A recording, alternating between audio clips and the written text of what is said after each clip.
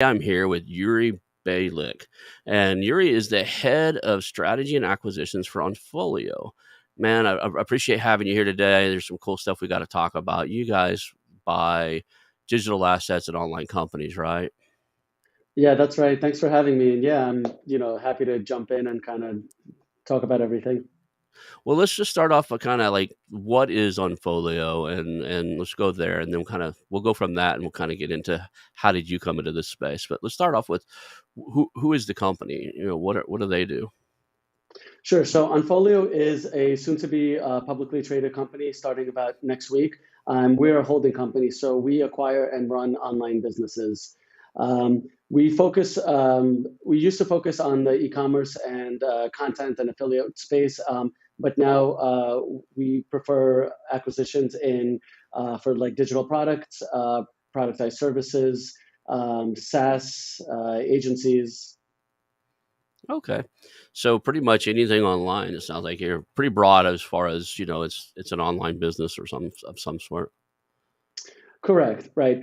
We are looking to move more into the strategic acquisition space where they're based around a specific audience, and we refine that as we go along. But generally, it's in the kind of like the digital product and service space. And I was looking at your website. You guys have had quite a few acquisitions already, right? You have like more than, was it three? Your website says 38 current sites. Yeah, so when Unfolio started, it had a bit of a different business model where we would help investors acquire online businesses. So some of the acquisitions in our portfolio might have been made on behalf of investors, and Hmm. some of them are owned by Unfolio. Okay. Well, awesome. And then how did you get into this space? How did I see that you have the Esquire thing on the end of your name. So you went to law school and now you're in mergers and acquisitions. So like fill in the gap a little bit. How did you end up in this? Sure. So I graduated law school right around the time that I think it was the housing market had crashed, and basically everybody was just laying people off. So there were no jobs for attorneys. All the large law firms, they were laying off hundreds and hundreds of people. So my cousin and sister were both laid off from big firms, and I was just getting into the market, so there was just no jobs available. And I had a background in digital marketing because I've been running e-commerce websites since I was about 13. And while I was in law school, I built a few websites in the legal content space and actually ended up selling them to LexisNexis. So after graduating law school and not being able to find like a legal job, I went to go work in their SEO department. And I've actually spent about 10 to 15 years working in the SEO space for agencies, in-house, and consulting companies. And I was kind of burned out. I was living in New York, and I decided to basically quit my SEO consulting gig and move to Bali, like a lot of the digital nomads do to get their start. And so I spent a couple months living there, and eventually I did some SEO consulting for a company called SureSwift Capital. They're pretty similar to what we do, except they focus exclusively on the SaaS space. And so after a couple months there, I joined Onfolio initially just sort of on the content team. But because I've had so much visibility into working at the agencies, working across portfolios in different industries, verticals, I just had a big, broad depth of knowledge in a lot of different spaces, and eventually kind of transitioned into helping Onfolio look for the businesses to buy because it was easier for me to vet them, having worked in a lot of different industries. So it kind of accidentally migrated, from legal into SEO, and now sort of back into quasi legal. Yeah, I mean, the experience in the legal background certainly has got to help you with a lot of the like reviewing all the contracts, reviewing the due diligence, and all that type of stuff. So that that's a skill that most of us have to outsource. Yeah, I'm actually one of the best kinds of lawyers. the non-practicing kind. So, But we I'm jokingly call capable them of doing. recovering attorneys. It's an interesting fact. Something I heard, like something like 50% of attorneys don't actually practice law. Um, so I'm one of them. It's funny as I actually I got accepted and started law school way back when, and then many years ago, 20 plus years ago, and like 2 semesters in, 2 quarters. They had quarters at the school, and 2 quarters into it, I ended up in a divorce and realized I couldn't find an attorney I liked, and I didn't want to be one of those guys. And then I thought I was going to go back. It was going to have to be that I didn't do very well in the divorce case, and couldn't afford alimony and tuition. So and this is here in California. So anyway, started I was going to go back, and the law I was going to go into was intellectual property. I had an opportunity. I was consulting at a company doing project management stuff for them, and I got to meet their IP lawyer, and I sat there with them in a couple of days because they didn't have a desk for me anywhere else. I just say, "How to sit in here with him? I want to see what he does anyway." His job looks so freaking boring. I'm glad I never went back to it. He just sat there all day reviewing contracts and paperwork and doing patent searches, and just I don't, yeah. So learned really quick I that mean, wasn't the path I wanted to go back down. And instead, I got a master's degree in marketing. So yep. Ironically, that divorce was kind of like, saving grace, and you saved a lot of time. I kind of wish I did that. But ironically enough, I was actually also going to go into intellectual property law. I was telling you before my kind of love for domain names, mhm. and I've actually had a few, I've had a UDRP filed against me from another lawyer. And it was like a completely frivolous case, but I'm like, see, this is why it's good to be a lawyer, because you can at least kind of defend yourself. Yeah, I had a college professor who was an attorney practicing still, and he was still current. And I asked him, "Why do you do all that and keep your law stuff current?" He says, "Well, I do commercial real estate when I'm not teaching." And I said, "In real estate, in a lot of business practice, you're either the hammer or the nail. When people figure out I'm also a hammer, they're a lot less likely to try to strike me as far as the lawyers, you know." So, Hmm. so I get it. Um, but I think I'd have been a non-practicing pretty quickly if I'd have went down that path. I'd have spent all that time, energy, and getting it was a JD program, so just JD in law, and Hmm. turn around and not, you know, uh, like not want to use it when I get, after probably 6 months of doing that job, figure out I hated that job too. So Yeah. People let's jump. always ask, oh, Go yeah, ahead. yeah, go ahead. No, go ahead. I was just gonna say, people always ask, like, "Oh, what do you do with your law degree?" I'm like, "Well, if somebody doesn't respond to an email, I send one more, I sign it, Esquire, and then I get a response." So that's it. I used to have a lot of the not a lot. I had 2 or 3 of these domains, like so and so sucks and stuff like that. And I Mm. ended up with I had a couple where I got some pretty interesting cease and desist orders, and like they would order me to turn over the domain to them, and I was like, yeah, I am not doing that. I just released them, right? Like so now they have to go fish Mhm. for it themselves. I'm not going to send it to you, right? Like, you bullying me anyway, so I just release it to the open public and wish you good luck to come get it. And they never followed up after that, so I maybe should have, could have could have angered. I mean, these are big guys. I won't say who they are because I don't Mhm. want to stir the pot anymore. But Yeah. and it was 20 years ago. But so let's jump into what Onfolio is like looking for. What are they doing? Let's talk about the process of like identifying companies. One of the things that a lot of us have issues with is finding great companies to do, to pull the trigger on. So Mhm. can you talk a little bit about the process you guys go through to look for acquisition targets? Sure. So, I mean, I'm basically on the mailing list of every, broker marketplace out there, and I also spend time going through each one every single day. In addition to that, I also look for private deal flow. We have a few inbound leads coming in. Hopefully, that'll increase soon. And then also just outreach. I identify the type of business I want, whether it's an industry or a category, and I just start kind of cold emailing them. But yeah, I mean, I think there's been a number of startups recently that have been aggregating listings from brokers and marketplaces, and then also helping with private deal flow. So I think most of us are doing something pretty similar. Yeah.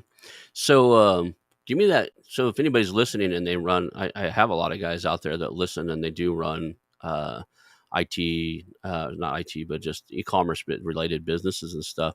What is the selection criteria? Is there a certain like size and revenue size Hmm. or technology stuff? Yeah. Well, we don't really buy e-commerce anymore, but as far as the acquisition size, I'd say we're looking for about 1 to 5 million Hmm. acquisition. So Yeah. 1 to 5 million, and then like if you could buy if you could buy the perfect company next, what are you looking for right now? I mean, is there like a marketing company you're looking for, or is there something out there like, man, if we had that, that would help move us forward? Yeah, I definitely look like digital marketing companies, right? Especially when you start kind of putting them together. If you acquire an SEO agency, what are your SEO clients, looking for next? And then you're like, hey, they need paid marketing services. So then you could look at like a social media agency and like a PPC agency.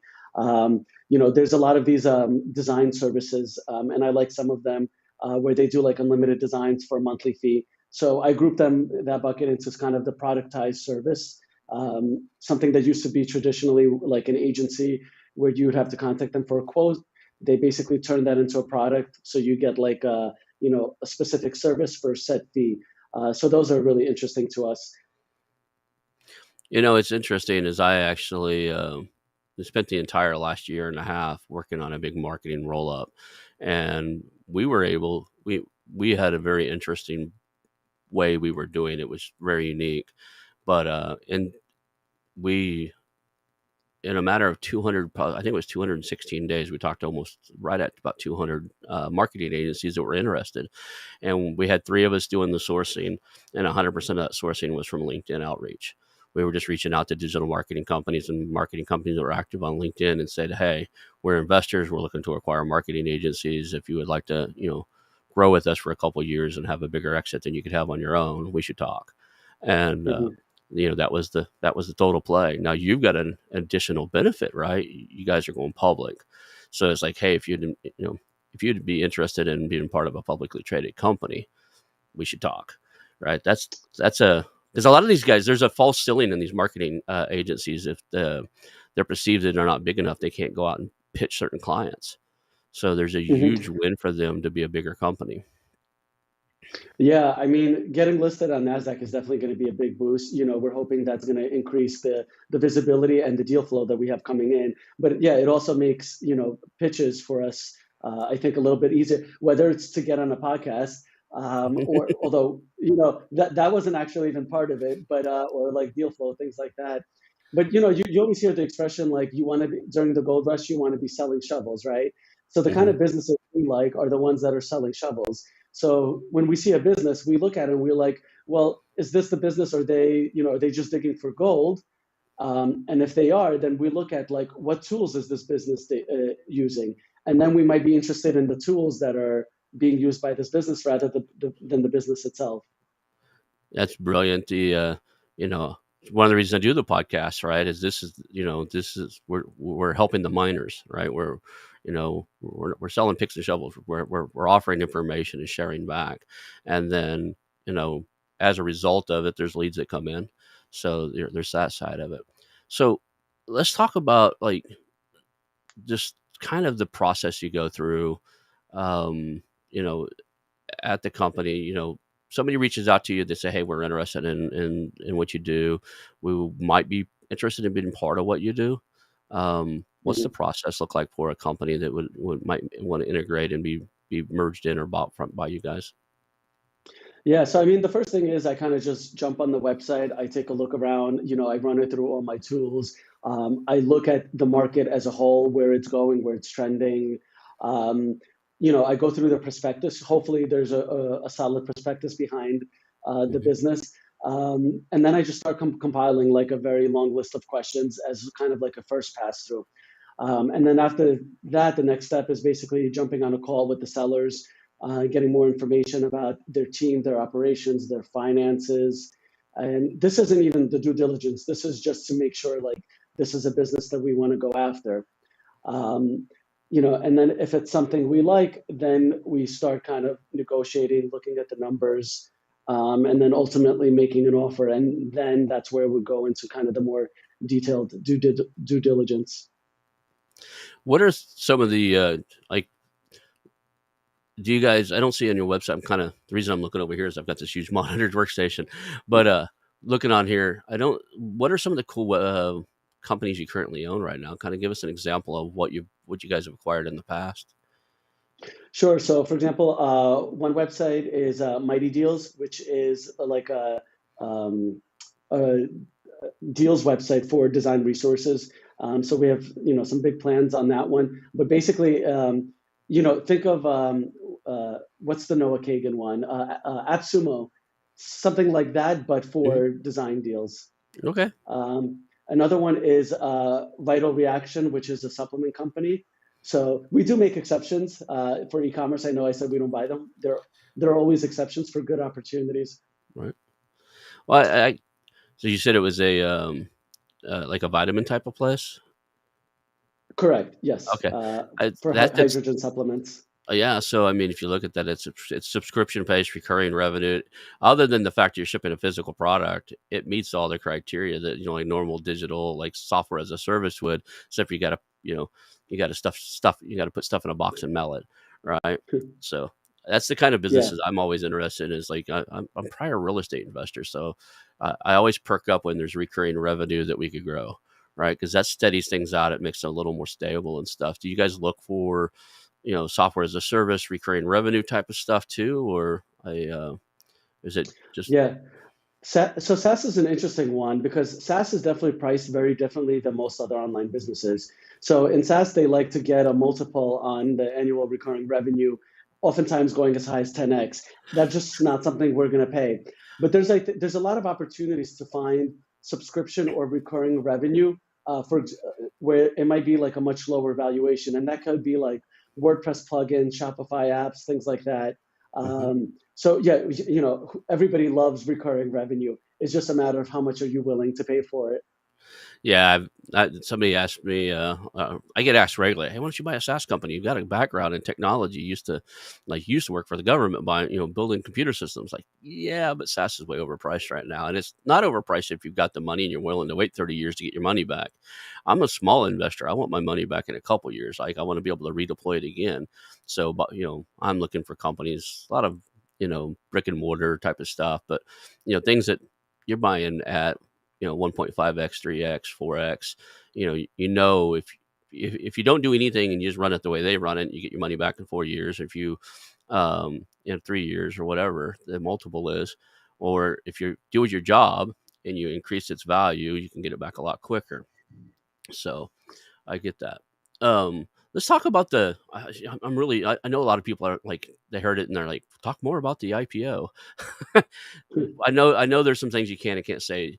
Tell me about the process of like what it took. How long did it take? You don't have to share the money because I know it's crazy high, but like what is Mhm. the process of taking a company public, and how do you hope? Let's just start there, and I'm going to ask you the next question to prepare for is how do you hope that changes what you've got going on? I think you alluded to it already. Yeah, I mean, so I wasn't like involved in a lot of the IPO process that was handled by Don Wells, our CEO, and SB, who's our president. It's definitely been a long process going on, I think, over a year now. Like you mentioned, very, very expensive. I don't think most people understand not only the cost of going public, but then the associated costs with maintaining that status every single year. So, a lot of time that both of them have spent on the business has been, preparing for this IPO. It's kind of similar when, somebody's running the business and they're trying to raise like venture capitalist funding. Like they can't do both their job and raise money, right? It's like kind of one or the other. So yeah, a lot of things went into that. But I think I saw somebody commented that this is great for our space, and I think it's true. Sort of this whole concept of buying online businesses and buying these like niche content websites flipping. It's been happening for a couple of years, but now it's really going mainstream. And I think when people see that, like, it's possible to whether it's have a big exit or IPO, people are seeing bigger and bigger opportunities when they're getting involved in this. So I think it is really great for the space. It's going to keep increasing. Hopefully not the multiples, but but the revenues and the investor interest.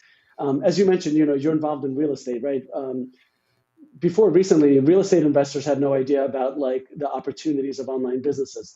They didn't understand what kind of like returns they're able to get. But now there's so much money flowing through it because they understand the possibilities. So yeah, it's just an exciting time right now. That's funny. As I brought on a performance coach to because I was kind of getting burnt out on the real estate thing.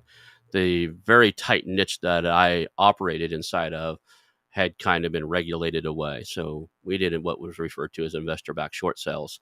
And It just the banking regulations and stuff worked us right out of the market. It was just they just didn't want to sell to investors, right? They wanted to maximize their profit and not have us get in the middle of it. So I was looking for the next thing. I hired a performance coach, and you know, this came about because the returns are actually better than most of the real estate deals I've done, and that's impressive because most people think that the real estate's kind of the top of the game for I put effort in and I got money out. Uh, Hmm. for the same dollar for dollar investment, especially using leverage and bank loans and stuff like that, you can make a lot more money in this space. And Oh, I think absolutely. yeah, it's going to grow, and fortunately for us, for you and me, I'm a big believer in the blue ocean strategy. There are so many businesses that need to change hand in the next 10 to 15 years. It's not going to hurt you or me. We might run into a little competition and have to bid on something, especially if we're going to brokered listed deals. Then there's going to Hmm. be more competition for those. But if you can get good at sourcing and knowing what you're looking for and identifying your target market, I don't. I Hmm. and going direct to those people and saying, hey, I'm looking for X, Y, and Z. You seem to fit that mold. Are you interested in selling or taking on an investor to work with you? And getting yes or no's. If you're willing to do the cold outreach, I don't think there's a problem whatsoever with having the market flooded with new guys. Um, there's going to be some learning curve. They're going to, the problem, I've seen this happen in real estate. In real estate, when you get too many new people doing it, they go out and do things they shouldn't and cause new regulations because they hurt people. I think Hmm. that there'll be some rules changed and some guidance is changed just because these new guys will come in and do things differently. They'll do things that hurt businesses. They're going to hurt some senator's daughter's business, and the new law is going to get passed. Right? It happens in real estate all the time. Um, Yeah, you know, some it's states don't yeah. even allow certain strategies anymore because new guys got in there and you know hurt somebody, and the next thing you know, you have to have a broker's license to to wholesale a property. So I think that'll Yeah. happen in this if you get too many newbies circling Well, in. I mean, I don't know if you remember the whole income store scandal, where they basically started what I think was like a good initiative, where they were, buying these businesses for investors, and eventually it ended up being a Ponzi scheme where the guy is facing criminal charges. So that, that actually put like a really big dent in kind of like the community because, people were kind of scared at that point.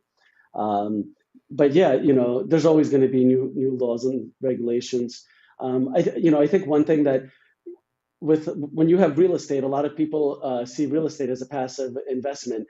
With online businesses, right? Unless you have like a full team that's managing it, there's no such thing as like a passive investment. I think a lot of people are being sold a dream where they can just buy a site for a couple hundred grand, not do anything, and it'll continue to make money or grow. Where if you're not actively running it or have a team, that's just not the case. And what if a website crashes, right? You have nothing to fall back on. But with real estate, you still have the property. You can go live there if you need to. You can't go live, in a website.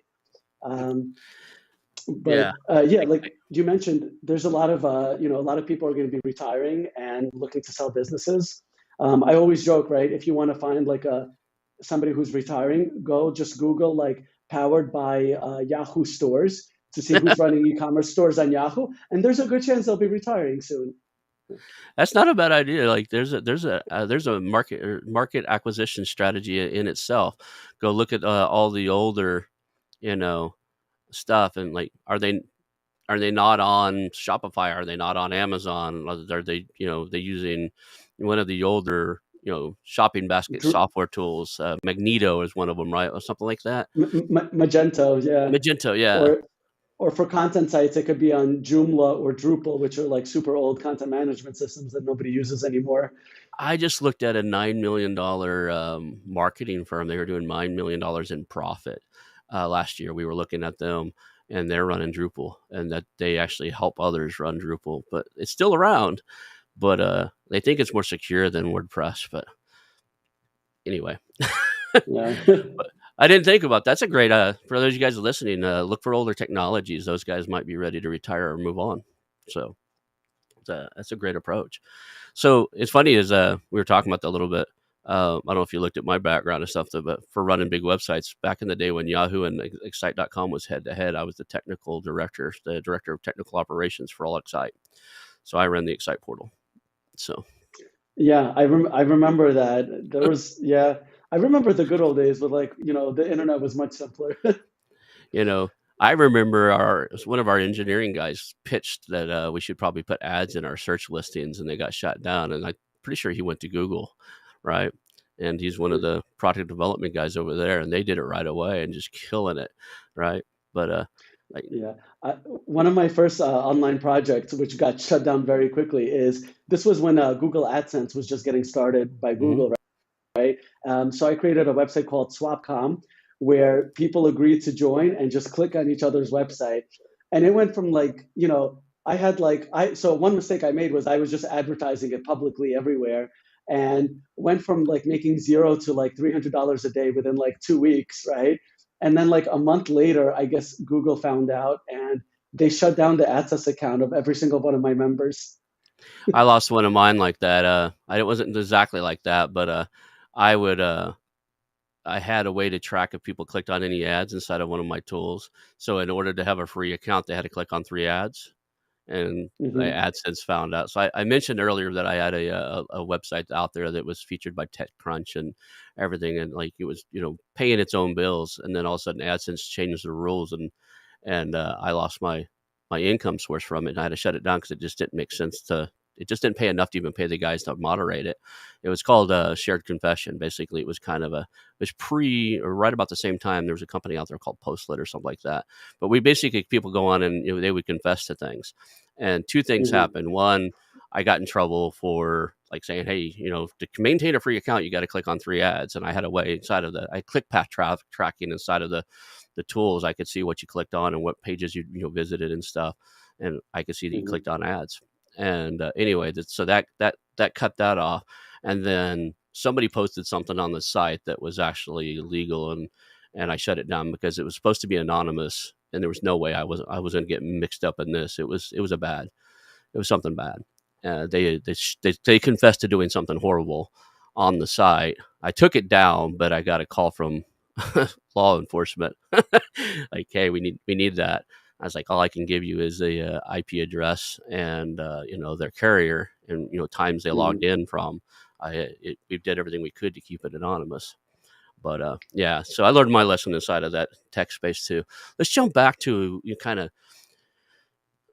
the process you guys go through. So we talked about how you find them. You have different sourcing mechanisms. You talked about kind of you go through the due diligence and stuff. Once they're onboarded, especially now that these guys are going to come on, are you looking for companies where the founders want to stay, or are you looking for companies where they can transition out and you guys take it over totally, or how does that play? Yeah, I mean, we definitely leave the door open if a founder wants to stay on in some capacity. But almost every acquisition or opportunity, I see the founder selling because they want to leave and work on their own projects or retire or family. So they rarely want to actually stay on.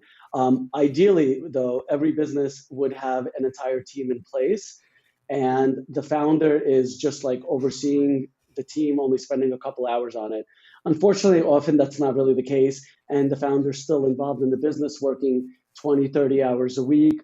So then we'd have to hire a CEO or operator to replace him, or maybe promote somebody internally from the team. So you guys, is there a tech stack that you're kind of looking for that you want them to be using certain types of, like I know you like look, you guys are really. I see a lot of article on there about you being specifically good at SEO, being good at certain things. There's certain things you're looking for inside of these companies.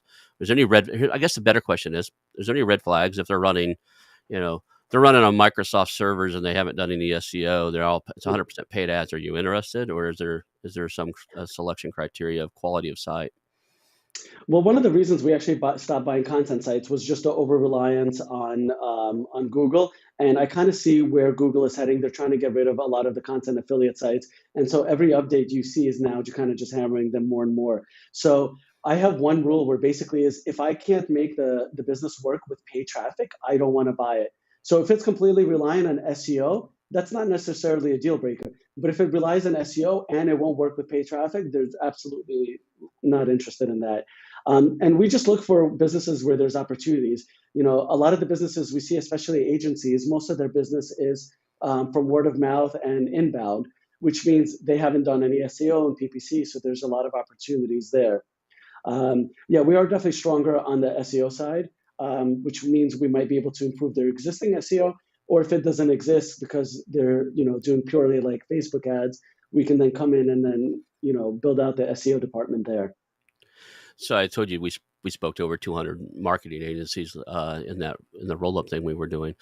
And each of those calls were about an hour. So I spent 200, some we had 2 calls. So 250, 300 hours talking to agencies. You'd be surprised. I was shocked on how many marketing agencies were at a loss on how to source new deals, because the way they'd always done it were trade shows, rubbing elbows, and, and referrals, in-person referral type of things. And COVID shut that Mhm. down. Right. So, um, ha- Yeah. having them understand how their leads come in and how to do it is critical, but not a lot of the agencies did that. So the top 3 problems with the marketing agencies we've seen was sourcing new customers. Like they were good at keeping the ones they had. They could get referrals from the customers they had for other customers, but there was not any real kind of lead funnel or way to generate new business for most of them. They go to trade shows and stuff, and they're waiting for that to open back up. The second one was sourcing great employees. It was really hard for these smaller agencies to get the great guys. So, Hmm. but and Yeah. they carried across to all of them that way. Yeah, it's definitely a challenge. Another issue is a lot of them, especially could be on the agencies, is like you mentioned, trade shows, is everything revolves around the personality of the CEO, right? So if he were to sell the business, a lot of clients might not stay, they might leave, he might not get new business. So another business, like type of business we don't want is where there's like a personality behind a business that we can't easily replace, or especially if he's not willing to stay on board, right? So we need something like continue where they continue work in some capacity. We can continue using their name and likeness until we ultimately offboard them and onboard somebody else to take over like the personality of the business. Okay, I got it. So you're looking for you know that mid-level company where the CEOs already kind of started removing themselves out of the limelight, right? We ran into quite a few of those, but then again, we were at that same stage where if you were, our play was pretty unique in the fact that we were allowing them that we wanted them to keep their brands alive, and then also hold the brand we were creating. So they basically had a two-sided business card. When they needed to be small, local, and be known by their local community for all the stuff they've ever done, they could continue using that. But if they wanted to go pitch something big, they could say, hey, we're a wholly owned subsidiary of, you know, I can't say it right now because we still have some legal stuff going on. So XYZ Corporation, right? And, you know, the interesting thing was that these agencies really liked the ability that they got to keep their own brand and keep operating. And even the ones where the owners and stuff were leaving, the legacy of what they created was extremely important to them. Mhm. Yes, I definitely noticed that, especially with the team that they have, right? So one thing we don't do when we acquire a business is we don't start letting people go just, to save a couple dollars here.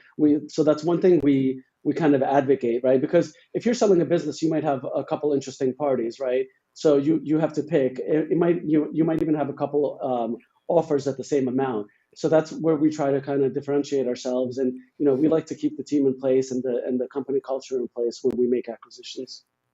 So, what's another good example? We talked a lot about the marketing agencies because I have a relation in that. I kind of know that space now. Um, what else are you looking for right now? What's another like prime target? So I mean, I think courses, right? Digital courses. There's a lot of different niches to make money, niche and education space. But courses are great. One of the problems with e-commerce sites, and one of the reasons we don't like them, is because they cause cash flow issues. The faster you grow, the more you need into inventory and marketing to sustain that growth. And actually, a lot of e-commerce owners, they only see money when they make a big exit one day, but they might not see a lot of that monthly revenue because they have to reinvest it back into the company. When you have digital products or courses, then you make it once, you pay to have it made once, and then you keep selling it over and over again. So you at least get rid of the inventory expense that you would have with e-commerce. It's interesting is there's actually a community of course buyers. I'm almost one of them, right? I have since I moved to California a couple of months ago. I'm living in the redwood forest out here in California. It's beautiful. I'm right in Sonoma Valley wine country. Got the ocean on one side of me, wineries on the other, and I'm in a redwood forest. Prior to that, I had my office in Tulsa, and in that office, I had one bookshelf sitting beside me, and at its peak, that bookshelf probably had $180,000 worth of course material on it over the last 15 years. So course buyers are course buyers. And the reason I bring that up is I've thought about this one very seriously, even in the real estate space, because if you were to aggregate a bunch of courses, there are people who buy pretty much every course they go to. I know this because the reason I got all of those courses is I used to raise money in the real estate space by attending seminars, telling people what we were doing that was different, and saying, "Hey, if you don't want to do your own thing, invest with us, and we'll make money together." And I could walk into a 3-day seminar and walk out with $200,000-300,000 worth of investors to buy, a few more houses. And that said, you go to those events, and there's at least 10 people. If they weren't there, I'd call them and see if they're okay. I mean, I'm traveling. I'm living in Tulsa at the time. I'm going to Dallas, then I'm going to Atlanta, and then I'm going, to different cities and stuff. And I would show up, and the same people are at all these courses. There's a crowd that goes to almost every course. I bet you that's the case in every genre. So if you had a whole portfolio and you could cross sell and upsell, um, Hmm. that would be tremendously valuable. I actually reached out. I know a few of them. I won't say their names right now because I'm about to say something that I don't want to associate with them. But I reached out to about 5 or 6 of these guys in the real estate space that I know, and I paid their courses and stuff, and said, "Hey, why don't you give me a list of everybody that's ever paid for your course and attended one of your seminars? I'll get 4 or 5 of these other guys to do it, and I'll spend the time of correlating the data. And then what I'll do is I'll help you market to course buyers. So I'll look at like who's bought which ones and which ones haven't bought yours, and give you very hot leads to people to invite to your course because they bought the other 3 guys' stuff. Hmm. All right, there's a huge play on that, and you know." Uh, to some extent it feels a little predatory, but you know, there's a huge value inside of, hey, this guy, if you get this guy into a seminar, he's buying the course. He's going to the back of the room. All right. Hmm. And there are those Yeah. guys. So Yeah, I mean, I still think the best investment to make is to make in yourself, and that's one of the reasons a lot of people buy these courses. And then, especially if you can make acquisitions where they're in the different learning process of the stage, right? yeah, So it might be, for example, acquiring a new business. It might be then scaling your traffic, and they're all related, and they kind of start low and build up. It's kind of like when you see like department stores, right? When they see one of their customers is like pregnant, right? They know they can keep marketing her because then they'll know exactly or pretty closely when she's having the baby, when that baby is 1, 2, 3, and they can keep marketing, different age range products to this person. So it's a bit similar. I know Sam Ovens, he did something similar where he had like 2 or 3 different offerings, starting with like a $2,000 course, then going up to like a 5,000, and then he had like a larger tier of like 20,000, and just kind of where you are in the life cycle of learning and scaling your business. the whole Russell Brunson model, right? Oh, The yeah, I love ClickFunnels. I ClickFunnels, love and his value yeah, letter. 2 of the best books ever. I have a master's degree in marketing, and I swear those 2 books are worth more to me than my entire master's degree in marketing. If they could have just taught from those 2 books, I'd have been a lot better off right now than I would have been with everything they taught me in a marketing degree. yeah, So, yeah. yeah. And now I'm a big fan of Alex Ramosi. He runs Oh yeah. acquisitions.com, and so I'm actually almost finished reading his $100 million offer book right now. And yeah, he offers a lot of content for free on his website. He's got a little mini course there as well, which is great. And it's funny because all of this is basically like a very high end lead magnet, because he wants businesses to grow, and then once they're in his, I think he looks for like 1 to 5 or $3 to $5 million revenue businesses. Then he brings them on into his funnel, and tries to become a partner for equity there. Yeah, I think it's brilliant what he's doing. Basically, if you're not at his level, here's some free stuff to help you get there.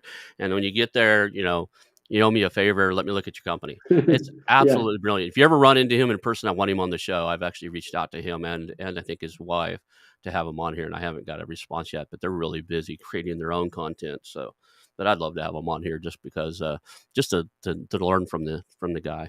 Um, yeah. So yeah. let's talk about you know your you go out and you've got now you're looking at, say, courses. Is there a particular market you're looking for currently, or is it real estate? Is it online business, business acquisition, business growth? Is there a space that you're playing in already, or you're looking to play in?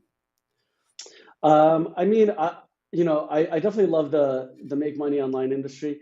But if you look at the three big markets, right? Health, wealth, and well, I'm blanking on the third one.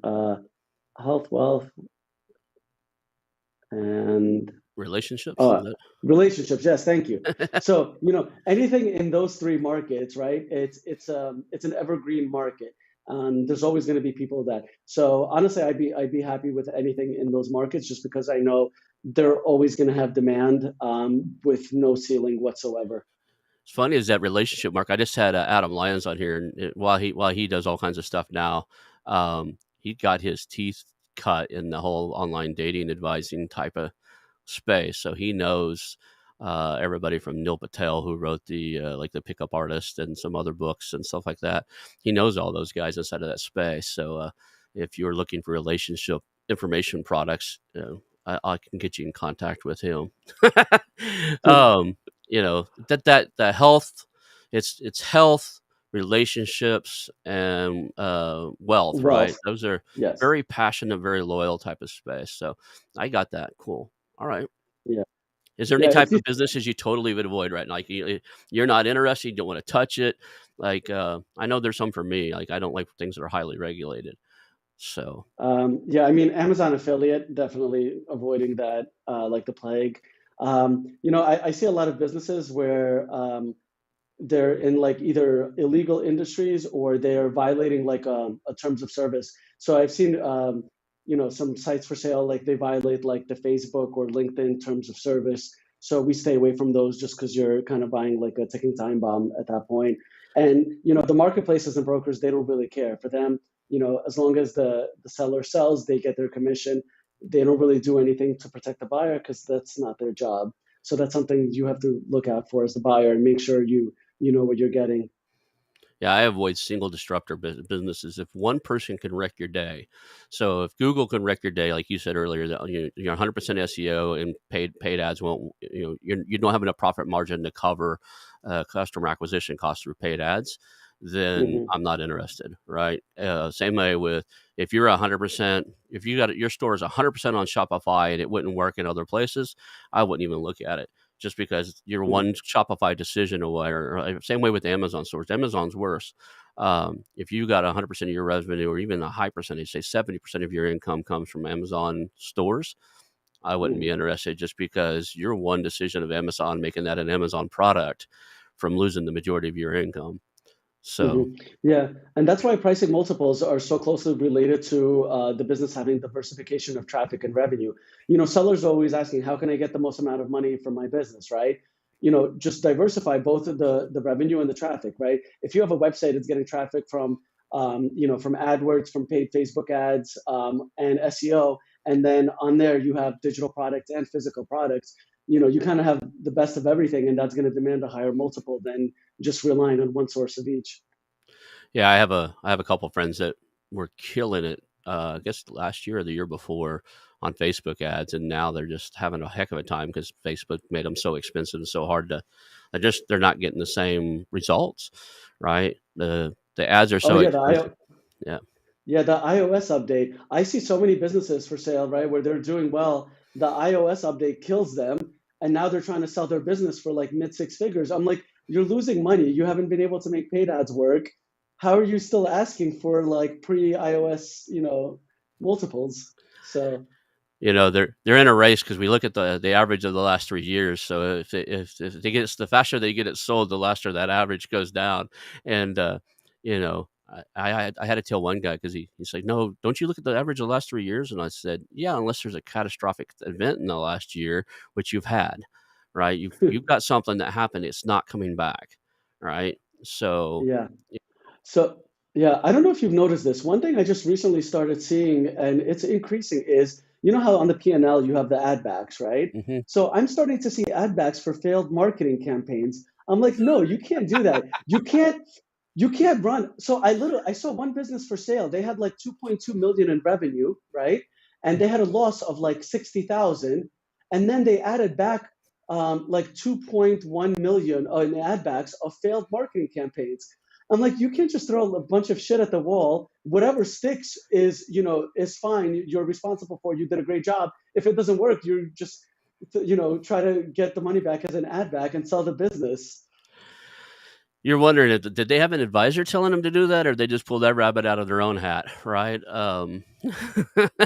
Yeah, Yeah, yeah, it is doesn't surprise me, and yeah, that doesn't work that way.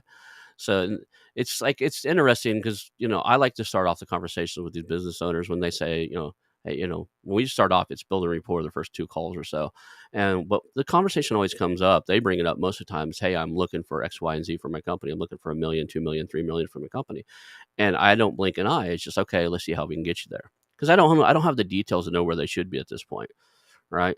But often that number is like, you know, I have people that recommend, well, can you tell me how you came up with that number? I don't get into it yet because I've realized that all that does is set up a really awkward conversation because most of the time they come up with that number is like a rabbit out of the hat. They don't like that's what I need to retire or that's 4 times my revenue. Like and it's too early in the conversation to have, well, that's not how this works, conversations, right? Yeah. Yeah. I mean, a lot of people just have completely unrealistic expectations of what their business is worth. I think a lot of that is they look at SaaS multiples and they're like, hey, my e-commerce business, it does 1 million in sales, 100,000 EBITDA. I'm going to ask for a 10x of EBITDA is $1 million. Or they'll be like, it's only 1x of revenue. I'm like, I don't care. It's a drop shipping business with, 10% margins. It's not worth it. So, Right. You know, the whole the whole multiple of revenue and multiple EBITDA is kind of just like I don't I use it and I use it for how fast we can get the money back, and I'm not stuck on price, right? Um, I don't think anybody should be. Is like, is it a great business? Can we get a return on our investment fairly quickly? Are there things we can do to it? Like, does it have good bones and stuff? Like, does it lend well to other types of marketing if the kind of marketing they're doing now fails? All those things are more important than like he wants $1 million for a company which should be wanting 800,000 for, right? Then we can have that conversation later and do some type of earn out or whatever. But when somebody comes in and says they want $1 million for a company they should have want 300,000 for, that's sometimes the realistic to you. You're not going to get the business. You might be the guy that corrects their expectations, right? You mhm. just like this isn't going to work. This is what you're going to get for it. But they're going to be mad enough. You're probably not going to be the guy they sell it to. They're going to sell it to the next guys somewhere close to what the market really will bear. But that's my Yeah. experience. That been your experience too? Is when you set somebody straight, you don't end up getting it. Yeah, I mean, I think eventually the market sets the expectations for them. So when they list a business for sale, like on a marketplace, and they see they're not getting any interest, they'll have an idea why. I think also some brokers are setting unrealistic expectations for them just to get them into like a contract. So they have the exclusive rights to sell the business, and then from there, they start going lower and lower. Just that's kind of part of their like sales methods.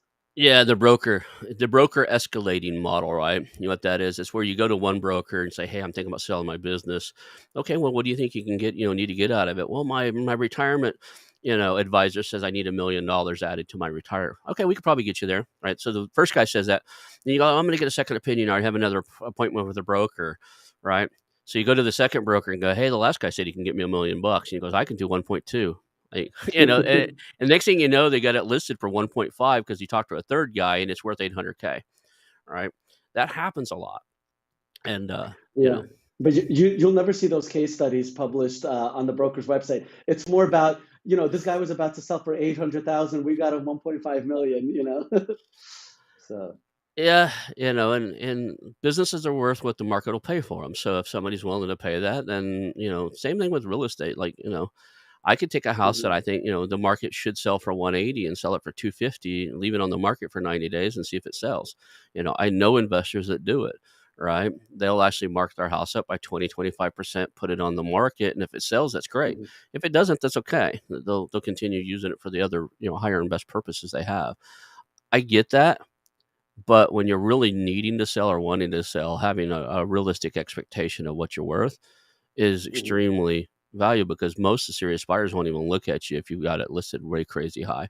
I'm sure you've looked at the biz buy sales and stuff and looked at stuff and like, I don't know how they came Oh, up with that number, but I'm not even bothering to talk to these guys. yeah. Yeah. I mean, one thing is I wish there was more transparency in our industry, right? Everything is behind NDAs, whether it's the broker, the marketplace, the actual transaction. So you don't get a lot of the data. I know you and I were talking about domain names before, right? I Hmm. love, I think they're called Name Bio, right? Where you can look up, most of the domain sales happening across the internet. There's obviously some larger sales that are behind NDAs. But for the most part, you can easily see the domain, with what keyword and how much it sold for. And I think that's great for the market. So I kind of wish more of that existed in the M&A space.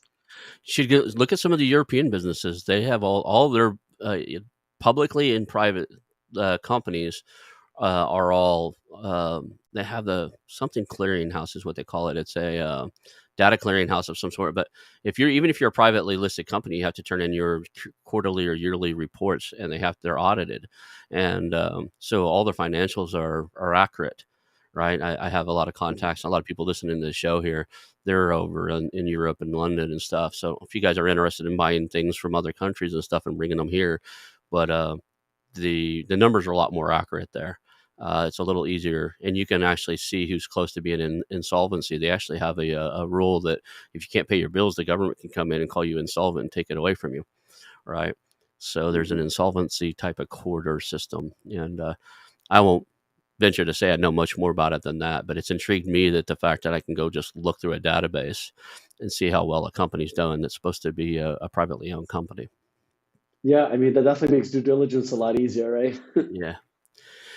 So we're getting close to the top of the hour, man. I can't believe it. It's like time flies when we're doing this. So, like, kind of tell me a little bit about kind of what you guys, what's your next step? What can we do for you? What is there something we can do to help Onfolio, succeed? Is there something we can, tell the world you guys are looking for?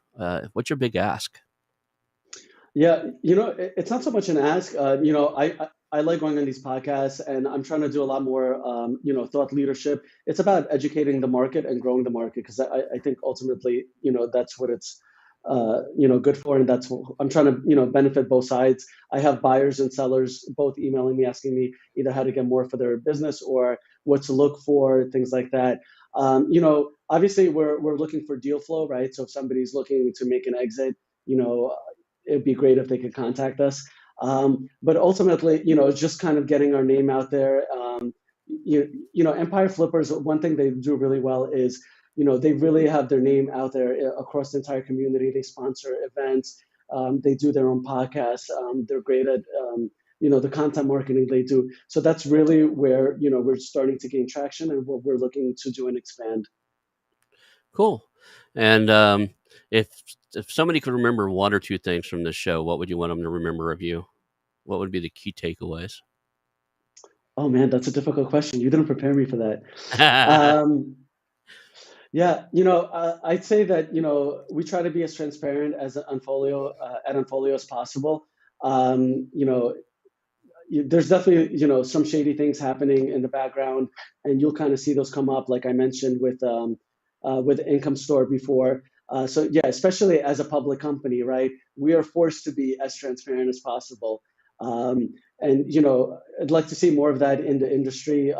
Less NDAs and just I think it's all about helping each other and growing the M&A market as a whole. It's cool. I met a company yesterday, and I won't say who they are because they're a Y Combinator company and stuff, and I'll probably put him on the show here. But they're starting in brick and mortar type of companies, home services. They're starting in the plumbing and the heat and air company. But their whole goal is to create that transparency marketplace, to have Mm.